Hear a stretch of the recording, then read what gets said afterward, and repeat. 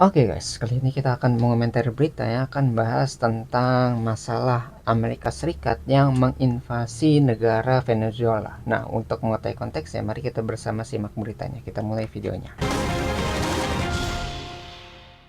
Didukung oleh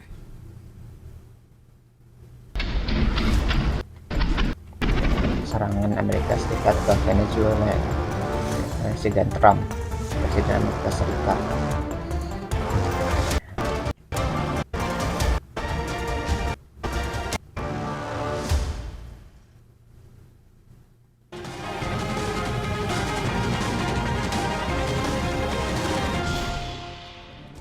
Selamat malam pemirsa, dunia mendadak gempar. Sabtu 3 Januari 2026 jadi hari yang mengubah peta geopolitik global secara dramatis. Di bawah perintah langsung Donald Trump, militer Amerika Serikat melancarkan Operation Absolute Resolve, sebuah serangan kilat yang melibatkan pasukan khusus Delta Force serta pengerahan kekuatan udara besar-besaran di langit ibu kota Venezuela, Caracas. Presiden Venezuela Nicolas Maduro beserta ibu negara Cilia Flores resmi ditahan dan dibawa keluar dari tanah air mereka. Jadi diculik ya Donald Trump menegaskan bahwa operasi ini presidennya. adalah langkah Amerika Serikat untuk menumpas jaringan narkoterorisme internasional.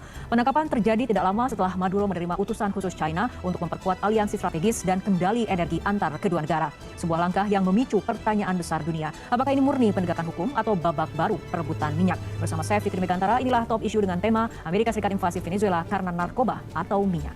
Jadi kayak banyak permasalahan di sini karena banyak pemikiran bahwa suatu negara itu bisa menginvasi negara lain, pasti ada suatu sebabnya. Apakah tadi sebabnya dengan narkoba? Kalau narkoba kan berarti untuk mengamankan negara Amerika Serikat nih, supaya negaranya aman dari narkoba tadi. Atau mungkin ada intensi lain, ada keinginan lain untuk menyerang Venezuela untuk mengambil sumber daya alamnya seperti minyak. Ya, jadi banyak kayak opsi atau banyak apa ya, kayak alasan kenapa si Amerika ini bisa menyerang Venezuela. Ya, sampai diculik gitu ya presidennya. Pemirsa, untuk membahas topik untuk malam hari ini telah hadir narasumber di studio Metro TV, ada pakar hukum internasional Profesor Hikmahanto Juwana. Selamat malam Prof. Selamat malam, Terima kasih telah hadir di Metro TV dan juga Sama-sama. kita akan berbincang dengan Kepala Sentra Makroekonomi dan Keuangan Indef, Bapak Rizal Taufikur Rahman. Selamat malam Pak Rizal, apa kabarnya malam hari ini? Baik, alhamdulillah. Ini ada satu pertanyaan sama-sama untuk Prof Hikmahanto dan juga Pak Rizal mengenai invasi Amerika Serikat ke Venezuela. Apakah ini sekedar isu keamanan, perang melawan narkoba, atau dasarnya adalah kepentingan ekonomi dan geopolitik yang lebih besar? Kita dari Prof Hikmahanto terlebih dahulu. Silakan. Yang pasti adalah penegakan hukum terkait dengan narkoterorisme itu hanya pintu masuk ya. Pintu masuk karena setelah ada keinginan dari Amerika Serikat untuk menghadirkan Maduro di pengadilan New York, maka ada isu-isu berikutnya dan ini sudah disampaikan juga oleh Presiden Trump. Pertama mengenai masalah minyak ya, karena menurut Trump di Venezuela saat sekarang ini banyak mungkin oil rigs dan lain sebagainya yang terbengkalai. Sehingga Trump mengatakan akan memasukkan perusahaan-perusahaan minyak besar Amerika Serikat kayak mengambil untuk alih investasi di sana. Dan Trump juga mengatakan bahwa serangan yang kilat ini yang membutuhkan biaya itu akan terselesaikan dengan masalah minyak. Tapi yang berikutnya adalah mengenai masalah regime change, perubahan terhadap pemerintahan. Ini yang oleh Trump sangat penting karena selama ini mungkin di bawah Maduro Amerika Serikat tidak bisa melakukan kerjasama sesuai yang dikehendaki oleh Amerika Serikat. Nah, yang terakhir ini yang sangat penting yaitu penegasan Trump bahwa Monroe Doctrine itu harus dijalankan di Amerika, benua Amerika. Karena sebagaimana disampaikan oleh Menlu Rubio, menjadi pertanyaan kenapa Venezuela ini berhubungan dengan negara-negara Cina, dengan Iran, dengan Rusia, dan mungkin kaitannya adalah minyak. Nah, dalam konteks Monroe Doctrine ini mereka mengatakan bahwa masalah Western Hemisphere ini ya, benua Amerika itu harus ya hanya orang-orang dari Amerika. Meskipun kita juga bisa pertanyakan kenapa Amerika Serikat ada di Asia Pasifik, di Eropa dan lain sebagainya. Tetapi yang dikendaki adalah seperti itu. Oke, perspektif dari Pak Rizal seperti apa? Iya, yang pasti isunya apakah ini kemudian isu ekonomi gitu ya. Tidak hanya ekonomi saya kira, tapi juga isu hukum dan geopolitik gitu. Tapi tadi sudah disampaikan bahwa kasus Maduro gitu ya, ini sebenarnya untuk pintu masuk ya, tadi betul, atau menjadi legal cover lah gitu ya untuk masuk berkaitan dengan narkoterorisme, karena memang Maduro selama ini sangat erat ya dengan isu-isu seperti itu dan cukup panjang saya kira melakukan aktivitas itu. Tetapi yang paling penting bagi Amerika adalah akan mengambil sumber daya strategis bagi Amerika yang selama ini justru karena kita tahu sumber daya strategis Venezuela sebagai negara memiliki cadangan minyak terbesar di dunia, ini cukup strategis bagi Amerika. Mengapa? Karena saat ini untuk memperkuat fiskal ya di negara manapun, ya apalagi di Amerika, itu harus menggunakan sumber daya alam. Utamanya ada sumber daya minyak ini. Apalagi Amerika sudah habis-habisan kan mendukung banyak peperangan yang itu menghabiskan APBN mereka. Gitu. Baik, kembali ke Prof Hikmahanto. Jadi kayak alasan dari narkoba tuh mungkin adalah gerbang awalnya. Setelah masuk nanti banyak tuh isu-isu lain yang bisa didapatkan dari masalah konflik ini. Ya, entah itu minyaknya, entah itu mengganti kepala pemerintahannya gitu ya. Mungkin yang Maduro ini nih emang kurang setuju sama Amerika. Sehingga Amerika tuh kurang bisa leluasa untuk mengontrol negara Venezuela. Mungkin tadi ya kurang bisa masuk pengusahanya atau untuk mengambil sumber daya alamnya itu sangat sulit gitu. Jadi kepalanya mungkin akan diganti dengan yang lebih mudah untuk bekerja sama dengan Amerika. Ya, jadi banyak hal yang bisa kita dapatkan nih ketika Amerika itu menyerang Venezuela, mungkin mereka bisa mendapatkan tadi keuntungan sumber daya tadi, gitu ya. Jadi itu mungkin ada alasan lainnya sehingga Amerika tuh berani untuk menyerang Venezuela ya. terhadap narkoba sebagai pintu masuk karena yang kemudian jadi main topiknya adalah minyak seperti itu ya. Tapi Anda terkejut tidak dengan langkah agresif yang dilakukan oleh Amerika Serikat kepada Venezuela, terutama tidak hanya kemudian menyerang tapi juga menangkap Presiden Venezuela untuk diadili di Amerika Serikat? Sebenarnya kalau terkejut sih Diculik. tidak ya, karena memang sebelum kejadian ini, sebelum serangan dari Amerika Serikat ke Venezuela, Trump sudah membuat semacam warning bahwa Amerika Serikat akan masuk kalau misalnya Maduro ini tidak kooperatif dan lain sebagainya. Karena Dan kita punya hukum internasional, Bro. betul. Jadi yang terkait dengan Maduro ditangkap dan dia terlibat dalam narkoterorisme ini untuk mengimbangi narasi dari pihak-pihak, termasuk juga negara-negara yang mengatakan bahwa apa yang dilakukan oleh Amerika Serikat ini melanggar hukum internasional. Tetapi kan senang-wenang dengan tuh ya. adanya kontra narasi bahwa juga kaitannya dengan hukum, bahwa seorang Maduro yang sejak tahun 2000 terlibat dalam narkoterorisme dan Amerika Serikat dari sejumlah presiden mencoba untuk ya boleh dikatakan mencokok menghadirkan dia di pengadilan di New York. Sama seperti pada tahun 1990 ketika Presiden Bush senior itu melakukan tindakan invasi ke Panama untuk mencokok Daniel Noriega, Manuel Noriega untuk diadili di pengadilan Miami. Nah, jadi narasinya ini harus ada karena tidak mungkin Amerika Serikat melakukan suatu tindakan tanpa legitimasi hukum. Dalam era sekarang ini negara-negara biasanya akan menggunakan ketentuan-ketentuan yang ada bukan untuk membuat mereka lebih tertib, tetapi menjustifikasi membenarkan tindakan yang mereka lakukan. Tapi Ya, jadi kayak justifikasi tuh kayak dasar hukumnya mereka tuh melakukan apa gitu. Nggak tiba-tiba, oh saya pengen minyak terus dia menyerang gitu. Tapi kan ada dasar hukum yang lebih dibenarkan untuk Amerika itu menyerang gitu. Kayak saya tuh ingin melindungi diri saya karena negara itu memiliki narkoba yang bisa membahayakan penduduk negara saya gitu. Jadi itu mungkin sebab awalnya itu ingin melindungi dirinya. Jadi kayak disebutnya self defense. Ya kalau misalnya kita dipukul oleh orang lain, maka kita boleh membela diri kita untuk mempertahankan hidup kita dan mungkin menyerang balik untuk mempertahankan hidup kita gitu. Jadi kayak gitu ya konsep dasar dari itu ya, justifikasi tadi si Amerika itu tentang narkoterorisme gitu. Itu dasar untuk mempertahankan dirinya dengan mengganti tadi ya Venezuela atau menginvasi Venezuela tadi, dia bisa mempertahankan Amerika dari serangan narkoba ya gitu. Itu mungkin dasar ataupun justifikasi dari Amerikanya. Jadi alasannya gitulah.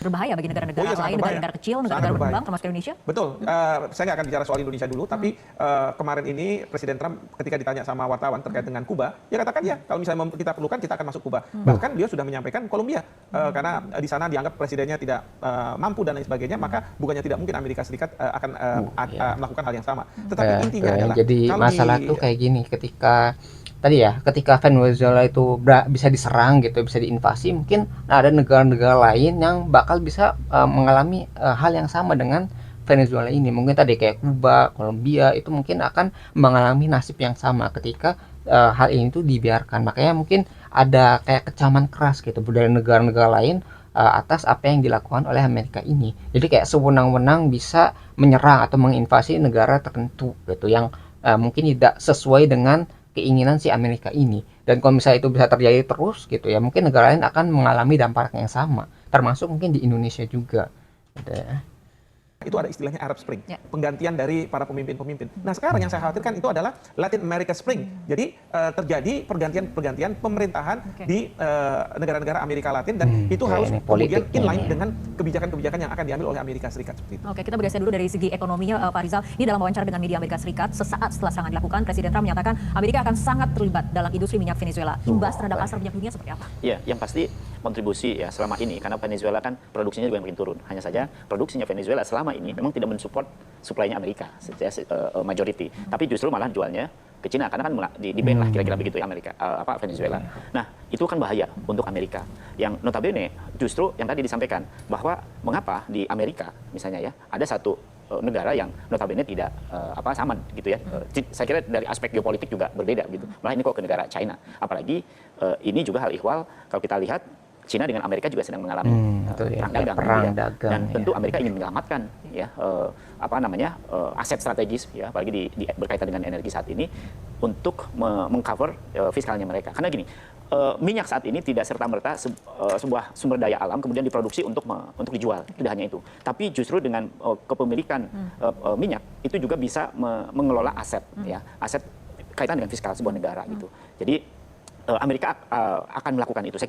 Saya melihat ya Amerika akan terus melakukan koreksi-koreksi kebijakannya ya, terutama negara-negara yang ada di Amerika tadi juga disampaikan ya, Latin America Spring yang notabene juga itu akan dilakukan ke negara-negara kalau melakukan hal yang sama. Itu ya, jadi kan yang dulu mungkin pernah tuh yang Arab Spring. Jadi di Timur Tengah tuh pernah jadi tuh pergantian para pemimpin yang mungkin akhirnya bisa setuju dengan Amerika. Jadi yang awalnya nggak setuju diganti tuh para pemimpinnya sehingga lebih mudah menerima Amerika. Nah mungkin sekarang terjadi di Amerika Latin gitu, yang bagian bawah, yang bagian selatan dari Amerika ya, benua Amerika.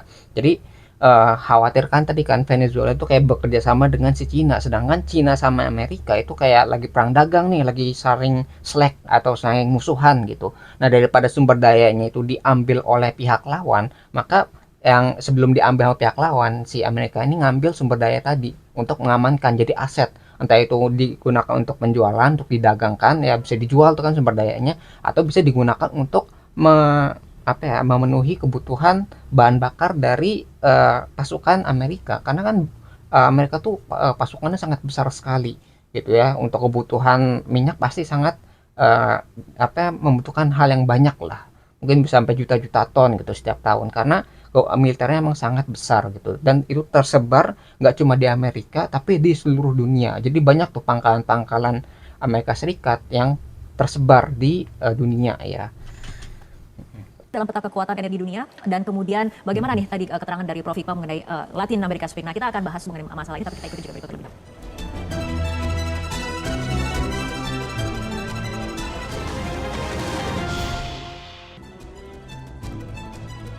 Pemirsa, kita lanjutkan kembali perbincangan. Prof. Hikmah, ini yang dilakukan oleh Amerika ini kan tentunya tanpa mandat PBB, artinya tindakan Amerika tentu melanggar hukum internasional sebetulnya. Nah, apa yang bisa dilakukan oleh PBB? Tidak ada. Karena pada saat sekarang ini, Venezuela minta supaya diadakan sidang darurat terkait dengan isu Venezuela di Dewan Keamanan PBB. Saya belum tahu hasilnya, tapi yang saya khawatirkan adalah dari pihak Venezuela sekarang agak mundur dari keinginannya untuk tanda kutip lah menyalahkan Amerika Serikat. Kenapa saya katakan seperti itu? Karena saya lihat pernyataan dari wakil presiden di Venezuela yang saat sekarang ini menjadi pejabat presiden. Dia mengatakan bahwa kita ingin bekerja sama dengan Amerika Serikat. Sebelumnya dia sangat keras bahwa presiden masih Presiden Maduro dan dia hanya pejabat pelaksana, dan kemudian dia mengundang supaya organisasi Amerika itu berkumpul dan membahas permasalahan ini, di samping juga pergi ke Dewan Keamanan PBB. Nah, itu ya, jadi kayak mulai diganti tuh pemimpin yang keras sama Amerika untuk lebih lunak gitu ya. Jadi mungkin si Maduro ini emang benar keras sehingga Amerika tuh mengganti tadi ya, dengan tadi menculik lah, menghukum lah, pokoknya gimana caranya kepalanya diganti menjadi ini ya, kepala pemimpin yang baru gitu tuh, diganti misalnya sama wakilnya tuh mungkin lebih menerima Amerika dibandingkan dengan pemimpin sebelumnya gitu. Jadi emang karena negara itu ingin sulit ya untuk diatur, maka cari aja nih kepala yang bisa ngatur, yang bisa menerima Amerika. Kalau misalnya Amerika itu lebih mudah masuk, nah ini si kepala ini mungkin akan dipertahankan atau mungkin dibela sama Amerika gitu ya. Jadi itu tuh diganti kepala pemerintahannya itu sama Amerika. dilakukan. Karena apa? Amerika Serikat punya hak veto. Ya. Dan kemudian kita tahu bahwa dari ya. 5 anggota yang memiliki hak veto, 2 mendukung Amerika Serikat, yaitu Perancis dan Inggris. Sementara 2 yang lainnya, yaitu Rusia dengan Cina, mereka mengutuk, menentang apa yang dilakukan oleh Presiden Trump. Nah, kalau melihat seperti ini, apapun resolusi yang diajukan, itu pasti akan diveto oleh Amerika Serikat, mungkin juga oleh Inggris dan Perancis. Jadi tidak banyak yang bisa dilakukan. Tapi ingat juga ya. Ya, jadi kayak hak veto itu kayak ini, PBB itu kayak voting yang paling tinggi lah si pemimpinnya ini, termasuk dari Amerika, Cina, Rusia gitu. Kalau misalnya ada salah satu pihak voting tadi tuh, veto tadi itu ada yang nggak setuju, itu bisa batal. Ya kayak apa yang dibicarakan tuh nggak disetujui itu, misalnya sama salah satu yang megang hak veto. Nah itu akan digagalkan. Ya jadi selama yang apa yang memiliki hak veto itu terlibat, kemungkinan bakal sulit untuk terwujudkan apa yang diinginkan di PBB-nya gitu. Jadi PBB-nya mungkin nggak bisa gerak karena sini ada Amerika yang ikut campur lah sama pemilihan suara tadi gitu ya. Jadi akan sangat sulit Itu juga gitu. mendapat tantangan dari Partai Demokrat karena menurut Partai Demokrat seharusnya serangan yang dilakukan itu harus mendapat persetujuan dari Kongres. Nah, Trump tidak mendapatkan persetujuan tersebut. Oke, tadi dikatakan dengan Pak Riza adalah mengenai peta kekuatan energi dunia. Tapi pasca invasi Amerika Serikat kepada Venezuela, ini peta kekuatan geopolitik akan seperti apa? Karena kan kita ketahui ada kubu Rusia, China, dan juga Iran. Saat ini Amerika kemudian bercokol di Venezuela. Ini akan seperti apa? Nah, ini yang akan menarik ini karena begini, apa yang terjadi pada Venezuela ini kan kemungkinan besar akan terjadi pada Kuba dan kemudian juga Kolombia. Iya. Pertanyaannya adalah apakah Rusia akan berpartisipasi dalam perang ini? Kalau misalnya Rusia berpartisipasi, ini akan merepotkan. Bahkan bagaimana dengan Cina? Karena Cina kita tahu bahwa Taiwan ingin memerdekakan diri, lalu kemudian dia mendapat support mungkin dari Amerika Serikat. Nah, mungkin Cina akan mengatakan daripada perang di kawasannya, lebih baik mereka dukung salah satu negara dari Amerika Latin untuk berhadapan dengan Amerika Serikat. Artinya negara-negara Amerika Latin ini bukannya tidak mungkin menjadi proksi atas persaingan antara Amerika Serikat dengan Rusia maupun dengan Cina. Nah, tetapi Jadi kayak proxy war atau perang perwakilan lah kalau bisa kita sebut. Jadi kayak mewakili negara yang tadi ya ikut konflik. Misalnya kan Amerika sama Cina nih atau mungkin sama Rusia nih konflik gitu ya. Karena mungkin mereka tuh nggak bisa langsung berkonfrontasi karena mereka punya senjata nuklir ya. Bayangin kalau misalnya Amerika sama Rusia itu perang besar-besaran, nuklir tuh pasti akan dikeluarkan untuk sebagai senjata ini ya, andalan mereka. Senjata terakhir lah untuk di perang besar-besaran tadi, perang yang habis-habisan. Maka dari itu negara-negara besar tuh nggak bisa langsung berkonfrontasi gitu ya. Jadi menggunakan tadi konflik-konflik negara kecil yang digunakan sebagai perwakilan mereka. Misalnya tadi ya mungkin Iran menggunakan Rusia sama Cina itu menggunakan negara-negara Amerika Latin itu sebagai medan perang mereka gitu ya. Atau mungkin tadi dengan Taiwan gitu ya, Taiwan sama Cina itu kan kayak negara kecil sama negara besar. Cina kan besar, Taiwan tuh kecil. Tapi didukung nih negara kecil nih Taiwan ini sama Amerika. Jadi itu kayak perwakilan Amerika di yang berhadapan dengan Cina gitu. Tapi dibilangnya nggak langsung Amerika lawan Cina enggak, tapi Taiwan lawan Cina ataupun tadi nanti Kuba lawan Amerika gitu. Nanti Kuba ini didukung sama Rusia, Cina sama ataupun Iran misalnya seperti itu. Itu namanya proxy war atau perang perwakilan. Jadi negara yang besar nggak bisa langsung berhadapan tapi menggunakan negara kecil sebagai perwakilannya gitu. Jadi negara kecil ini bakal didukung oleh negara-negara besar yang kayak punya backing lah gitu. kan adalah perang dunia ketiga akan semakin dekat.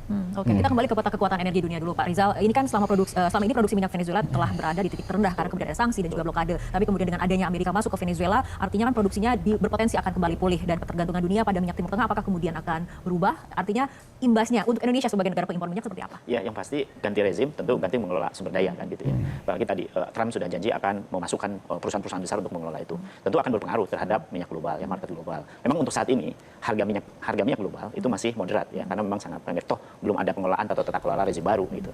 Nah, tetapi nanti ya mungkin bisa saja sebulan yang akan datang gitu ya, itu bisa berubah dan harga minyak bisa saja naik gitu ya. Dan tentu ini implikasinya apa? Nah, case atau isu ini bagi Indonesia memang secara langsung terhadap makroekonomi memang kecil. Apalagi Indonesia dan Venezuela kan sangat kecil sebenarnya perdagangannya ya.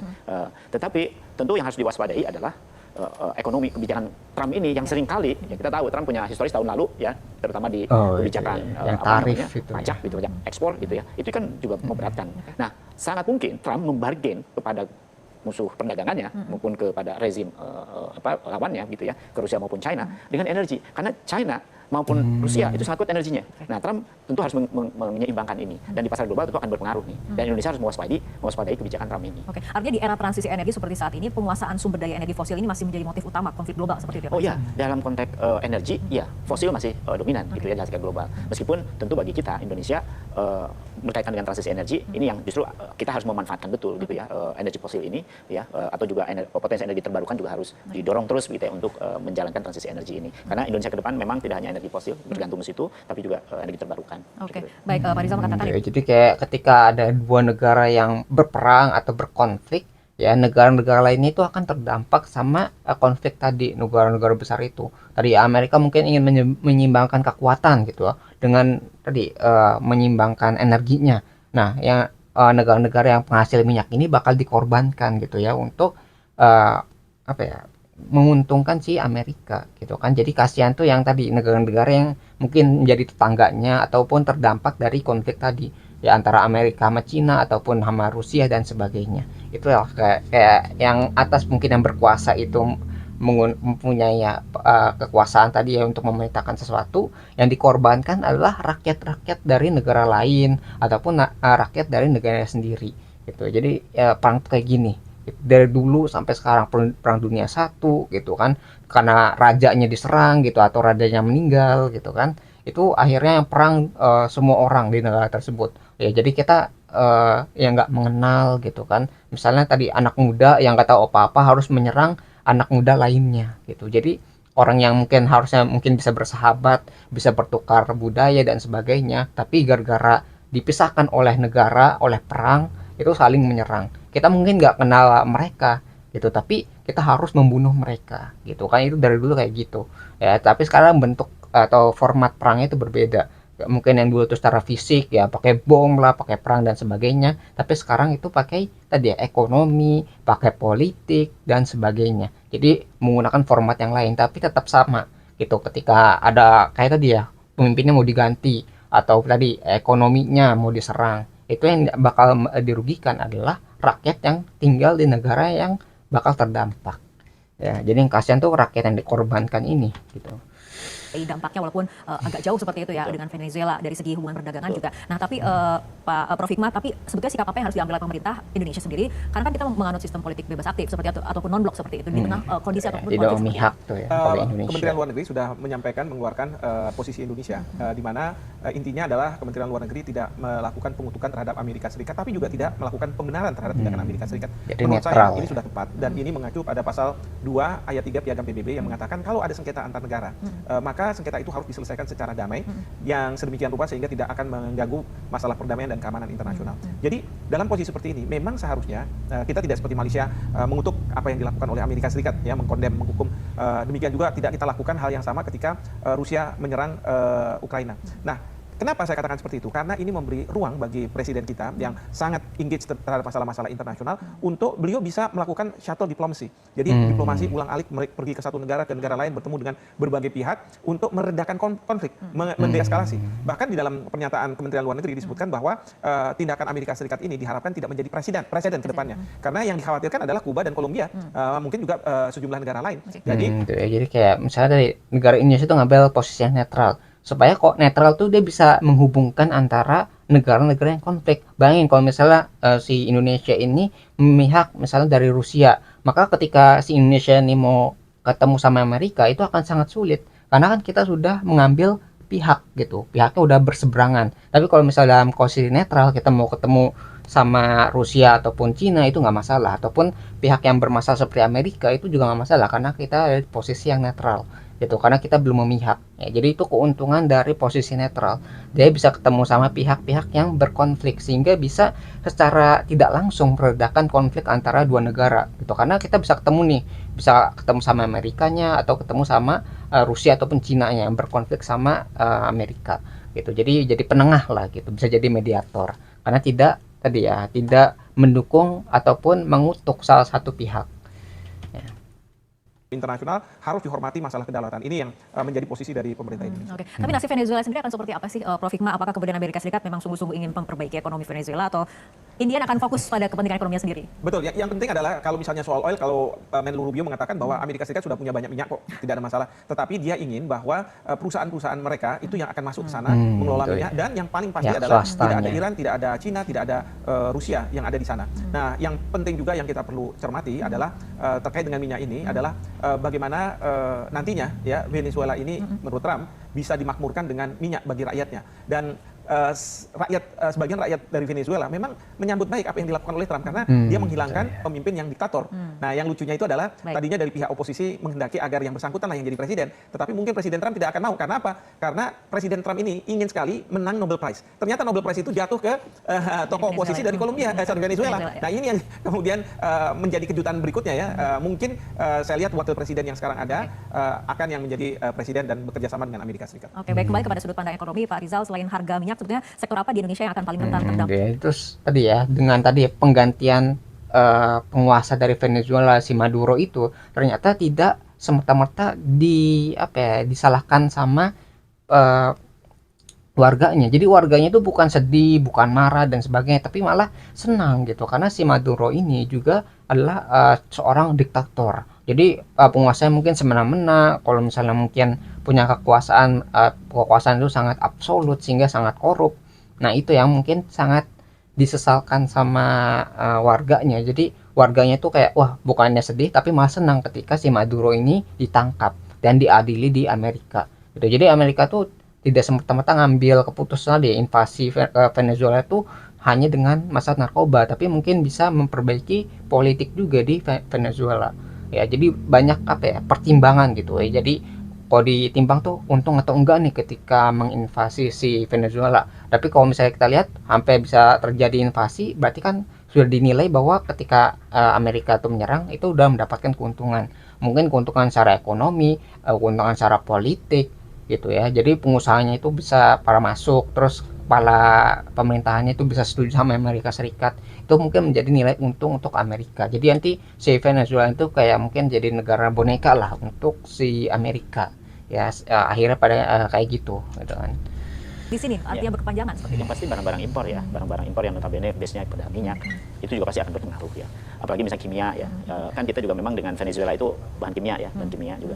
Nah, tapi yang paling penting adalah bahwa kalaupun berefek, tapi bukan first round effect, tapi second round effect ya. Jadi lewat harga minyak, kemudian dan justru yang kita antisipasi adalah harga minyak ini, karena ini akan berpengaruh fiskal. Kalau bicara fiskal, misalnya naik harga minyak di atas dari asumsi makroekonomi katakanlah di harga minyak. Nah ini kan pasti tentu akan subsidi lagi nih ya terhadap minyak. Itu yang saya kira akan memberatkan terhadap fiskal. Dan itu harus diwaspadai. Dan tentu pemerintah harus menyiapkan beberapa skenario apabila terjadi itu.